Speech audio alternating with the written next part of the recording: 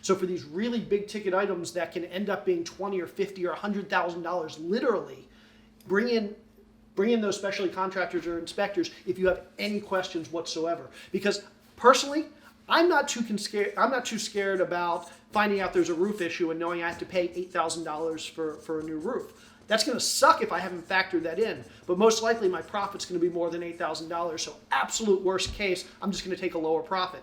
But if I'm going to spend $60,000 on a new septic or some other major issue, that can easily wipe out my profit and a whole lot more.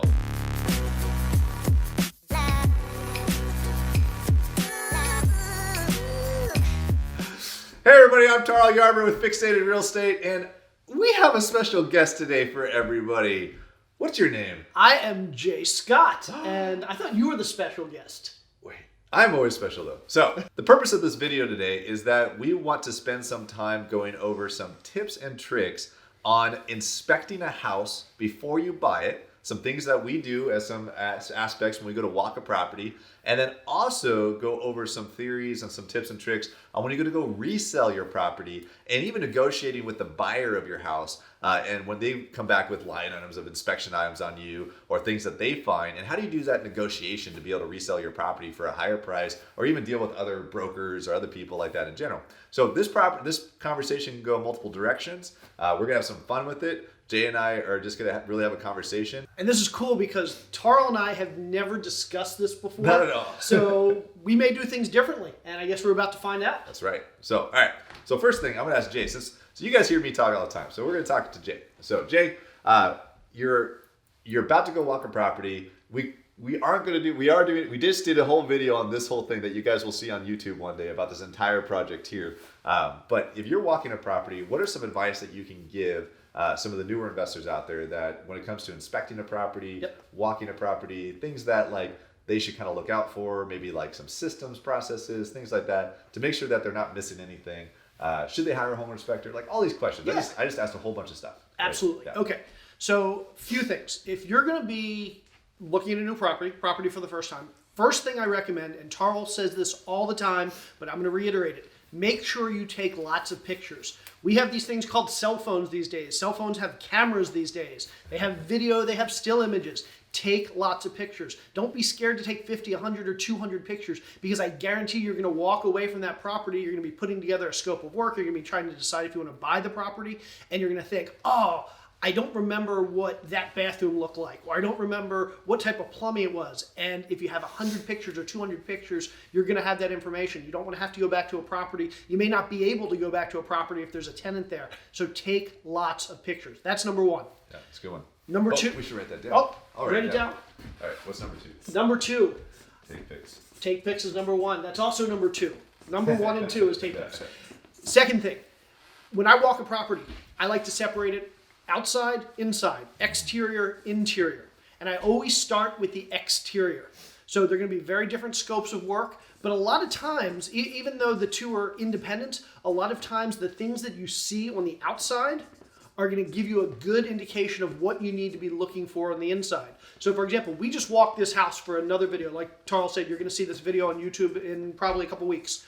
But we just walked through this property, and one of the first things we saw was that there was a lot of water damage. There was a lot of rot, soffit, fascia, trim around windows. There was a lot of water likely getting into this house. Because we walked the exterior first and we saw that there was that potential for damage on the interior from water, we knew as soon as we came in, we were going to be looking for signs of water damage. Yes. So walk around the exterior first, look.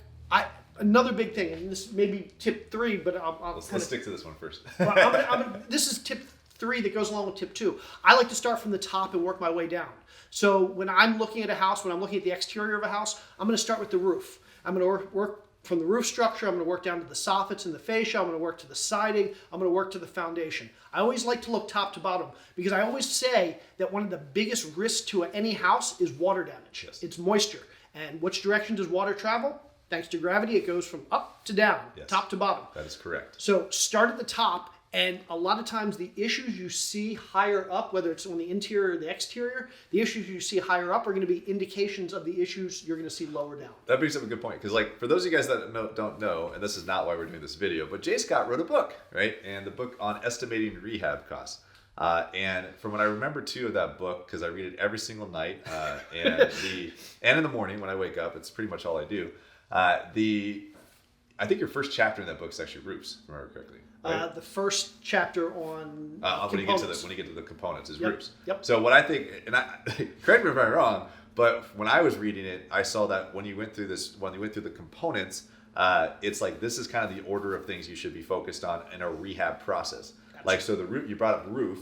Yep. Well, why? Well, you want to make sure the house stays dry, right? Yes. And the house is secure. You also had things like windows and other aspects that you were leaning to next, because that's securing the house from weather damage, from my understanding. Absolutely. Right? If you look at a roof and the roof looks to be in great condition, you can now rule out a whole bunch of other stuff that you have to look out for. Mm-hmm. You can rule out some probably soffit and fascia damage. You can probably rule out some gutter damage. You can certainly rule out water on the interior and moisture on the interior. But if you drive up to a house and the first thing you see is a tarp on the roof or a hole in the roof or a roof that looks like the shingles are 30 or 40 years old, then you're going to start to worry about what other damages have been caused because the roof structure or the roof system isn't in good shape. And if you see that, you're going to know, okay, when I walk inside, I'm going to be looking for moisture. I'm going to be looking for rot. I'm going to be looking for discoloration.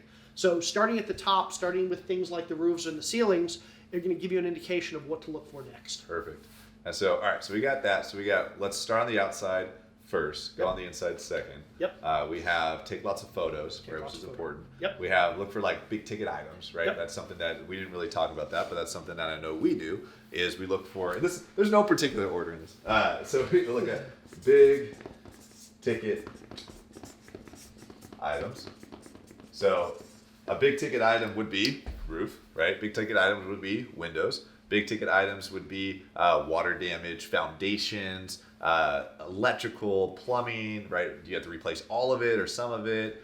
Some other big ticket items would be really messed up floor plans. Like when you walk in, they're really funky. Like it could be a 3-bedroom, 2-bath, 1,500 square foot house, and you're comparing it to another 3-bedroom, 2-bath, 1,500 square foot house. And if you look at just the numbers, 3.2, 1,500, 3.2, 1,500, and you're comping these properties together, on paper, you might go like, cool, we have similar properties. However, this one, even if they're fully finished beautifully, but this one has a functional floor plan, yep, and this one does not.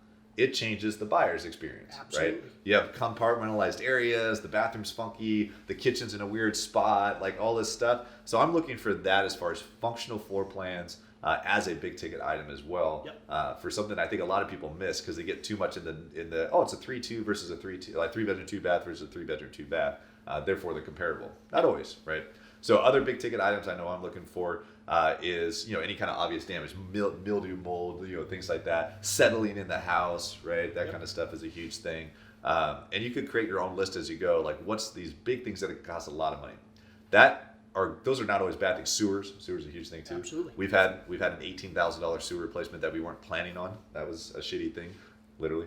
So those are things that you're looking for. So, but the good thing is that in my opinion, if you catch those items when you're inspecting it, then you have time to go back to the seller and hopefully get a renegotiation, yep, right? And you can even do the same thing with wholesalers. There's been times where a wholesaler has a huge assignment fee, but they can't talk to the seller about getting their price reduction down. So we are able to get the wholesaler to reduce their price reduction because they said, oh, it's a $60,000 remodel. And you're like, yeah, but you have a $15,000 sewer thing that you missed, right? So now all of a sudden the wholesaler gets less of an assignment, or they have to go back and renegotiate with the seller to get a price reduction. So, absolutely. So those are good things. We've built in lots and lots of profit into our business and our houses by getting really thorough when we walk the house to be able to help reduce the price of our side and not have to eat that cost later. Yep. When we buy, because that sucks.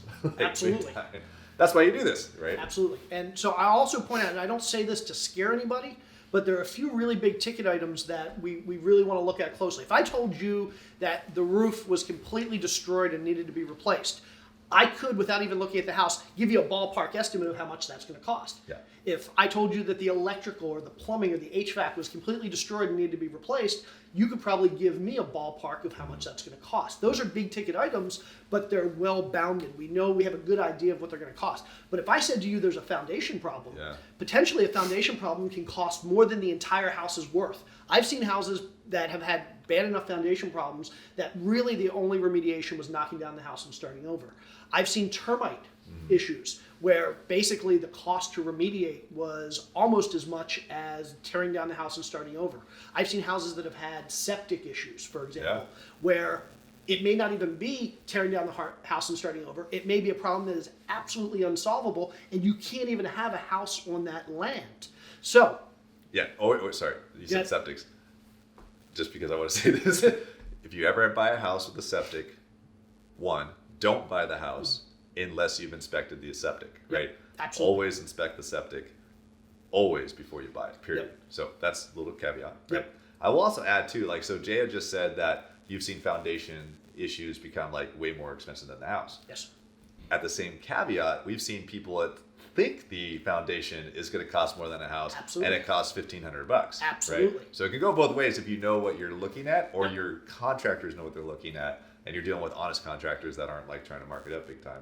So there's ways. We've bought houses that people thought, oh, that's going to cost $10,000 to fix X, and we're like, that's $1,500 for us. So you're right, it is $10,000. So like we were able to do it. Because I want to add on this thing here. Our cost does not always equal their costs. Absolutely. And what I mean by that is that, look, you spend. I'm happy we're actually talking about this. This is cool. We didn't plan any of this stuff. You guys are lucky, unless you guys all like already tuned out and we're just full of ego. We just have huge egos and we think you guys like this stuff. But that said, though, like you've spent all this time. Jay has, you have, we have, or whatever, as investors, finding solid contractors. Like we're talking about roofs, so keep it simple, right? That do a certain price per square on a roof, right? In our area, if you can get a good contractor to do $250 a square, which is a 10 by 10 section of a roof, that's really affordable here, right? And so that's like really affordable. A retail roofer will be $400 to $450 in this area in Seattle, right? Absolutely. So, but that's a retail contractor. So is it fair to sit there and get a price reduction because we just happen to have on our numbers? So let's say it's $250 a square for us to replace a roof. Well, no, that's our numbers. We've spent a lot of time, energy, and effort building that in. Or do we base that reduction off of what a normal roofer would charge the homeowner? Because guess what? That homeowner or that investor or whoever's doing it, if you don't buy the house, they have to replace that thing. Somebody has to do it. So that is their cost to do it, right? So remember, your numbers are not their numbers and vice versa. So we try to explain this to our acquisitions people as much as possible. Yes, we can replace that sewer for $4,000, right? But if they went and did it, it's $12,000. Right? Does that mean maybe you get a price reduction for 12? Yeah, you try for 12 because that's what's going to cost them to replace their sewer. But we have some leeway there that we can maybe get a reduction to 8 or 10 or whatever it might be and still be safe because we have the connections and we spent a lot of time and we built that in there and to be able to do that. That's part of the reward. 100%. I have a partner in Florida who owns a water, fire, mold remediation company. And so if we go in and we find a house that's been partially burned down or has major mold issues, we can remediate that for a whole lot less than the homeowner or another investor could. But we're still going to negotiate down based on the retail price of that because the homeowner is going to have to pay retail if they want to remediate it themselves. If they find another investor to come in, that investor is probably going to pay retail. So just because we're getting a better price on something doesn't mean we're going to ask for less of a discount. Yeah, does the contractor not mark up his bid? Does he do it at cost, right? Like that's the thing. They don't know. They got to make a profit. So that's part of what you're doing is you're building in your profit. So just like anybody else. All right, so we got, these are not in any order. We're making this up as we go. So let's add in number 4. So we talked about these really big ticket items that can potentially are unbounded. So foundation, termite, septic. These are also the areas where if you have any questions whatsoever, you walk into a house, we're looking at a house and I don't know if the camera can catch it, but there's a wall behind us and it has a beam that's a little bit bowed, which could be an indication of a foundation problem. Now, framing. Or it could just be a basic framing problem. It may be nothing important. But beam's not thick enough. Exactly. But if you see something like this and you don't know, is it a major foundation problem? Is it maybe not a problem at all? These are the times you want to bring in that specialty inspector or the specialty contractor. Now, maybe you want to bring in an inspector, and we can talk about this if you want to bring in an inspector every rehab just to look at everything. But for certain, and I've done hundreds of flips. Tarl's done hundreds of flips. And I will still bring in a foundation company or an engineer to look at potential foundation problems. I will still, as Tarl said, I will always have my septic inspected by a qualified septic contractor or septic company. If I'm concerned about termites, or if I'm in a place where there is a lot of termite issues, I'm going to bring in a termite company to do an inspection before I purchase. So for these really big ticket items that can end up being $20 or $50 or $100,000, literally, bring in those specialty contractors or inspectors if you have any questions whatsoever. Because personally, I'm not too scared about finding out there's a roof issue and knowing I have to pay $8,000 for a new roof. That's going to suck if I haven't factored that in. But most likely my profit's going to be more than $8,000. So absolute worst case, I'm just going to take a lower profit. But if I'm going to spend $60,000 on new septic or some other major issue, that can easily wipe out my profit and a whole lot more. And all the time and everything too. So I like that. So specialty contractors, inspectors. Let's talk about briefly too. I know I don't do this anymore. I don't know if you still do it. But when I was starting out, one of my favorite tips that I would give out to people, and I give out to everybody now that's starting out, is get a homeowner inspector, right, as well. Now, homeowner inspectors typically, depending on who they are, like, get a good one, right? But you're usually going to spend in between like $250 to $450 for a homeowner inspection. Do I want to do that every time I'm analyzing a property? Absolutely not, because you'll just spend a ton of money. Unless you can build it in, right? And you run it a thorough business. But if you're starting out, it's tough. What I did is I found a good homeowner inspector that understood what I was looking for, what was going on. We built a relationship. And I said, hey, I don't need the report, right? Because the thing was that most homeowner inspectors, they spend most of their time on the report. They might only be at the house for an hour, maybe 2 hours max. But then they might spend 3, 4, 5 hours on the back end trying to make a report for you, which is where most of the cost comes in.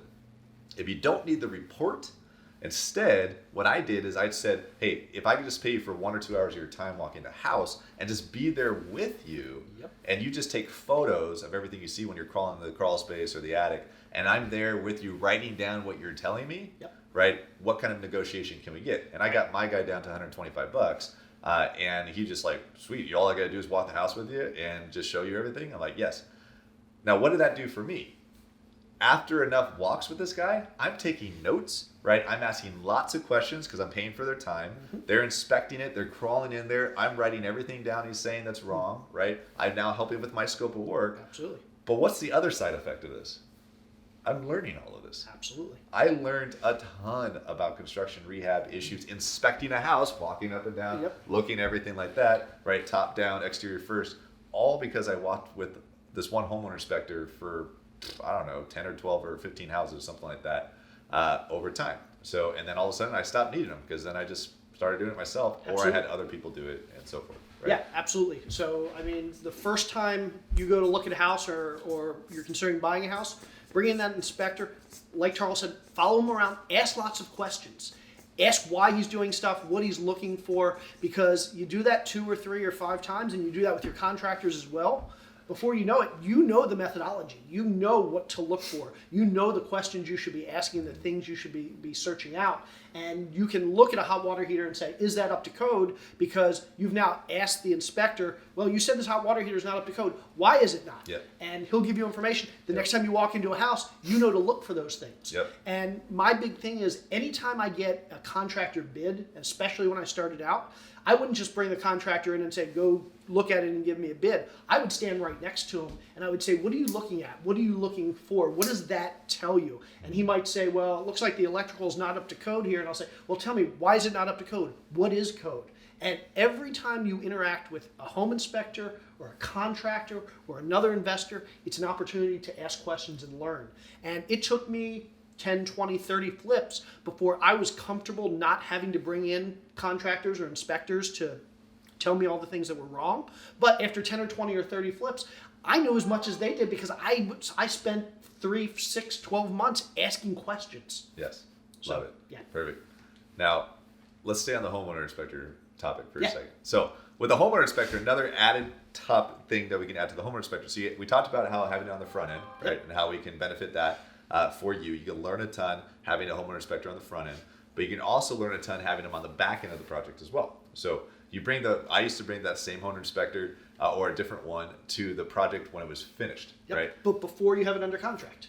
but before you go to sell it. That's right. Right. So before you go sell the property to an end user as a flip, I'd bring a homeowner inspector in, and before my contractor was like fully finished too, because I wanted that homeowner inspector to verify as well, did that contractor do all the work, right? But most importantly for me, and I didn't want to report too because I didn't want to disclose anything, but at the same time, I wanted that homeowner inspector to find something, right? And I wouldn't tell him anything about the house. I wouldn't tell him anything we did to the house. I'd say, inspect it like you're inspecting it for a buyer, and go find something, right? And they would go through the whole project, the whole house, and they'd come out and say, your water heater's not the code, like you just mentioned. Or they would do these things. And I would take those items, or I'd find out that my contractor didn't finish something correctly, right? I'd take those items and I'd go, okay, is this something that will scare a buyer away? Is this something that I should fix right now? Or do I save it for the buyer to find it so I can leave it for negotiation later? I'm now not surprised when the buyer does their inspection and I get a list of things that I wasn't aware of. I'm like, oh my God, I didn't know these things. I now already know about them. Right. And do I fix them? So maybe I go fix, maybe I disclose them, right? And you're supposed to. And then disclose if they're major issues. If they're little tiny things, who cares? But and I go, okay, well, fix these things, but leave this thing there. Leave the water heater alone. So that way the homeowner, when they go in, they feel like they get something from me later. And not just that, keep in mind when the homeowner brings in their inspector, inspectors have a job. Yes. Their job is to find things that are wrong. Yes. If they don't find anything that's wrong, they'll make up something that's Yes. wrong. They will find something that's wrong. So like you said, I always like to leave those little things. For example, if my inspector comes in and he takes his little electrical tester and sticks it in an outlet and he sees that an outlet's miswired, something that I know my contractor can fix in 20 seconds, I might say, don't fix that. So that way the buyer's inspector can come in, he can find that, they can put it on the inspection report. I go, absolutely, I'll have that fixed. I've never once had a homeowner inspector not find something. Oh. And even if they're wrong, by the way, so absolutely. That's not the code. Yes, it is. You're an idiot. So, but we could do a whole video be complaining about homeowner inspectors. Actually, like, let's do that. Let's. All right. How much time do you guys got? Because, anyways, I don't want to upset all the homeowner inspectors out there. There's a lot of fantastic homeowner inspectors that are out there, and there's a few that there's nothing in a transaction, in my opinion, that is a worse scenario than a newer homeowner inspector with a first-time home buyer with a newer real estate agent. And that is a recipe of disaster so many times. And the person that suffers the most is not you, it's the buyer. Absolutely. In my opinion. The buyers decided they want that house. Everybody needs to conspire to help them buy that house, not to keep them from buying that house. And too many times, like you said, they're newer inspectors or newer real estate agents who they think their job is to scare a buyer away. No, don't buy this house because there's 3 little issues. Instead, it's the inspector's job to say, no, here are the good things. Here are the things that you need to negotiate. They should be able to communicate with it. And if you're an agent or an inspector walking, yes, you need to point out the challenges with the house, but it should be also educated enough to be able to explain that's a fix, that's pretty easy that you can negotiate in. Let me tell you guys a brief story. We just went to go sell a house, right? Surprise, we sell houses. And we had this massive list of items come back from an inspection. Massive list. And this is a beautiful home that we fully remodeled. Massive list. And we're like, what the heck? The sellers freaked out and left. Ask me how much it cost me and how much time it cost me to fix those items on the list. Ask me. How much time did it cost and how much time did it take to fix those items? It cost me $1,086, right? And it cost 2 days. So it took me almost no time and it cost me $1,000. And on this list, and there was all little things. But yet that little thing made the buyer think that it was because it was such a big list and the homeowner inspector scared them away, made them think this is a massive issue. It cost me 2 days and $1,000 and all those items were gone. Right? And it was all little things. Now, why were they there? It was a rental of ours for a long time. We just didn't inspect it before we went to go sell it, right? And looking back, the lesson to me is like, hey, those little things add to big things, right? So maybe switching gears really quick. Little things make people think big things sometimes. Because what else was missed? And that's ultimately what happened here. Absolutely. That keep in mind on that aspect too. That's a good scenario. That's an example of a homeowner inspector can mess it up because they didn't say this is a bunch of little things easily fixed, and they said this is a bunch of little things. That means there's something really big wrong. Right. So and if you want to avoid that, yes, that outlet that is the wrong color of the other outlets, which we never do. makes them go, why didn't they change that outlet out, but they left the rest, right? 100%. Those little aspects lead to bigger questions that people have. Yep. If you're going to replace 80% of the light fixtures or 80% of the plumbing fixtures, replace 100%, because your buyers are going to walk in and say, why wasn't that replaced? They didn't do that. What else didn't they do? And you don't want them thinking from the perspective of what else is wrong. So yeah, and it's not that expensive to just do it. Just switch it all out. It's pet peeve. So let's talk about. So we talked about your buyer comes in, your buyer has an inspection, they come back with a whole list of items that they want you to fix. Yes. And you were just telling a story of how you just went through this. Yes. How do you negotiate that? What do you do to negotiate when the buyer comes back with a ton of stuff? That's a great question. So first, I cry, I scream, I kick, I get pissed off at everything. No, in reality, so if the buyer comes back with a ton of stuff, I got to ask the question that, is there something that I messed up, right? Is there something that we really missed here? Did my contractors mean to do like that work already? Are these items that are punch list items that we were already intending to do? Maybe there's some scenarios where we held off on like, oh man, we'll fix that later. We'll do that at inspection. Are they one of those items, right? So I now need to sit there and go through all the items with my realtor and if my contractor or project manager is involved, we're going to go through all of them. Did we mess this up? Why did we miss it? Because in reality, we shouldn't be getting a huge list, right? We like to sell houses that are pretty fixed up, right? That are actually pretty good. So we don't want to sit there and find out later that we paid a contractor to fix X, Y, Z, and they didn't, right? Yep. That's an easy yes answer on the inspection because we're going to get that contractor to come back and take care of that, right? So that's one of the first things I'm doing is going through those things. The other thing I'm looking at is that are these things that are a must, like they must be done for health and safety purposes, right? Are they things that are going to affect the loan for the buyer, right? The appraiser's going to catch it or something like that. Those we have to do, right? Maybe we can negotiate that with the buyer, but ultimately health and safety things we have to take care of, right? Other items I'm looking at, did they just decide that they take the entire inspection and just say, we want everything brand new on a house? If we're selling this house as it's a 100-year-old home, in our area there's a lot of those, and we're selling it as a 100-year-old home, there's going to be a lot of issues. That's an unrealistic expectation of the buyer to think we're going to fix 100% of the house when we're selling it as a 100-year-old home. Now, all that rambling and all that going through it leads to eventually you're negotiating. So when we're going to go negotiate with with the buyer in this capacity, we go back, okay, do we have to do all of it because maybe the house sat on market for so long and we're desperate to sell? Sorry, that is another factor. We don't want them to walk away. Like we're going to do everything.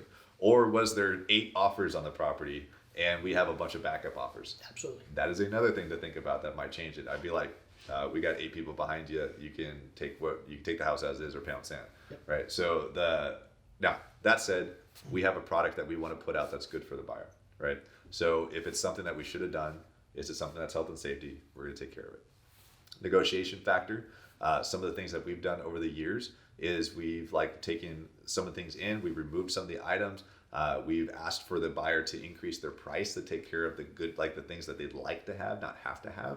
We've done that because maybe we can get a little bit of a price increase to take care of some of these items.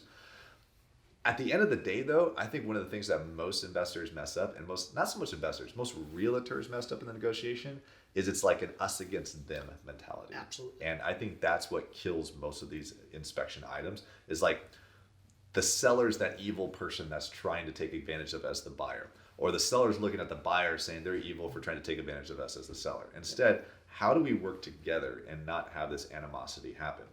I've seen too many real estate agents mess up the transactions for the buyers and sellers because the real estate agents don't get along, right? Or they're at animosity with each other in some capacity, right? So how do you keep this neutral? How do you keep this conversation simple, right? And hey, you guys want to buy it? We want to sell it.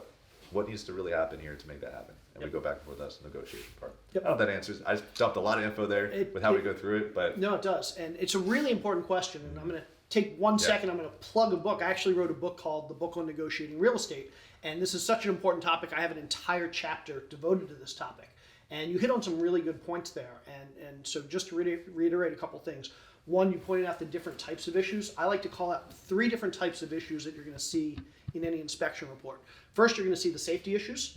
Those are the things that just bad for the homeowner. You don't want anybody getting hurt. You don't want anybody dying. And you don't want a loan that's not going to be able to go through. Yes. Second is going to be those things that were supposed to be fixed, but weren't for some reason. Things that you kind of marketed as this is part of the house. For example, it has a fireplace. You've given no indication that the fireplace doesn't work. So if there's a problem with the fireplace, that's something that should have been handled. Especially if everything around it looks brand new. Exactly, So, exactly. yeah. And typically that's something that you've probably asked your contractor to do and they either didn't do or they forgot or they messed up. And then the third thing are those extra things, the things that you're not telling the buyer were done, you weren't promising it, it wasn't part We of want the all package. brand new grass. Exactly. Like, no, that's not really part of it. Exactly. It wasn't part of the package. It was stuff that the buyer, when they walked through the house the first or second or third time before they made the offer, they knew that you didn't have a brand new stove. Yes. There was no expectation. And so those are the nice to have things that they kind of throw in that they're hoping you'll give. And so my general rule of thumb is safety issues, absolutely. So you have to do the safety issues. If for no other reason, then the buyer may not be able to get a loan. The stuff that should have been done that wasn't done, a lot of times you can go back to your contractor and you can say, hey, again, I use the example of the outlets that are miswired. Basically go back to the contractor and say, hey, this was supposed to be done, it wasn't done, I expect you to do this. And then the last piece are the nice to haves that they're kind of asking for that were never promised, that there was no expectation to begin with that they should have gotten. Those are the things I kind of just say, nope, not interested. Yeah. I will throw out another tip that I really like. Typically buyers will ask for a whole lot of stuff, and the expectation from us, from our perspective as sellers, is we're supposed to fix all of these things. A lot of times buyers don't care about these things as much as you think they do. They're asking for them because their inspector said ask for them. Yeah. So if you have a list of things that might cost $3,000 to fix, I'm a big fan of going back to the buyer and saying, hey, instead of me fixing these $3,000 worth of things, assuming that it won't stop them from getting their loan, maybe going back and saying, hey, how about if I just give you $2,000 in cash? Because not only is it going to save you $1,000, but a lot of times from the buyer's perspective, the buyer's thinking, I don't really care about getting those things done, but I would love the $2,000 cash. So you're saving $1,000, they're getting cash. And then that third piece is you don't have to haggle over, was the work done correctly? You bring in a contractor to patch a roof or something as opposed to giving buyer money to do it themselves or just to pay them off to not do it. Basically, you have to worry about them doing it and the buyer coming back and saying, well, that's not exactly what I wanted. I want more. And that just opens up a can of worms. So I'm a big fan of, instead of fixing issues, if you can just give the buyer money to make the issue go away and get to closing, a lot of times that's a win-win for both sides. That's a good point. I like that. I'm going to say one other thing. If you know there's a problem, and well, I shouldn't say that. If you're not sure if there's a problem, but you're concerned about some things, if you get an inspection and an inspector says, here's a defect in your house, you have two choices when you go to resell it. You either need to fix it or you need to disclose it. Now, you don't have to do that if the inspector says, yeah, I don't like this paint color or the stove is 5 years old. That's not a defect. But if the inspector says your electrical is not up to code, you now know about that. And as a seller, you are legally responsible to either fix it or disclose it. So if you're concerned that there was a big problem and you believe that having an inspection is going to make it clear that that's an issue, be prepared to either fix it or disclose it. And that's an excellent point. I think too, what gives some house flippers really bad names is that they cover stuff up, right? And they know the problem, and then it gets found out later, and then a buyer listened to it for a year, and then all of a sudden it's something that they knew about becomes a major issue, and that's how lawsuits happen and stuff like that. So it's better to disclose and or fix it, which is what you're supposed to do, and take the loss, honestly, because I don't want to. Here's what I want. I don't want a phone call ever for anything, for one, and I definitely don't want a phone call 12 months later from a buyer of one of our houses saying, hey, there's a real big issue, I'm going to sue you, right? So I'd rather lose money on the house. Like, there's absolutely no excuse to ever get a phone call from a buyer, in my opinion. For any reason, I want to sleep at night and never deal with the house again. Yeah. If I walk, my general rule of thumb is if I walk into a house and there's a big red stain on the carpet in the shape of a body, Somebody dropped paint. I am not going to ask if there was a double homicide in that. And yes, I purchased a house where there was a double homicide. Yeah. I didn't find out till after I actually bought it, which was crazy. Different story for a different video. Story time with Jay. Story time. It's a good story.